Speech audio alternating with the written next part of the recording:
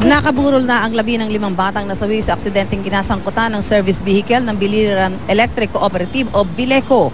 May live report si Claire Delfin. Claire? Susan, nakaburo na sa bahay nila ang magkapatid na sina Gia Balyaca, 7 taong gulang, at Glory May, 13 taong gulang, at kanyang pinsan na si Maria Rose, 9 taong gulang. Ang kapatid din na Gia na si Christine nasa ospital pa, pero dahil sa insidente, naputol na raw ang isang paa nito. Sa kabilang bahay naman, kaburol ang kanilang mga kaibigan at magkapatid din na sina Florence at Marvic Garis, 7 at 9 taong gulang. Ayon sa kanilang mga magulang, kalalabas lang ng bahay ng mga bata nang mangyari ang insidente.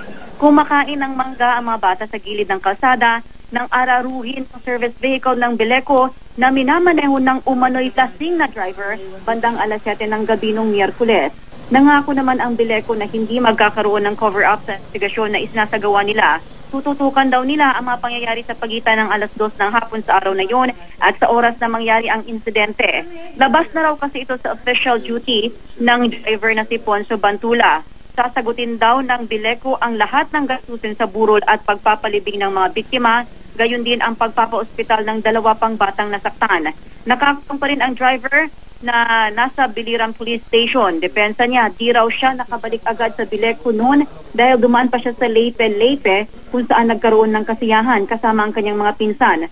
Aminado siyang nakainom ng beer pero konti lang daw. Ang problema raw ay ang sasakyan dahil nawalan daw ng hangin ang gulong at di niya makontrol ang manibela. Susan? Maraming salamat, Claire Delfin.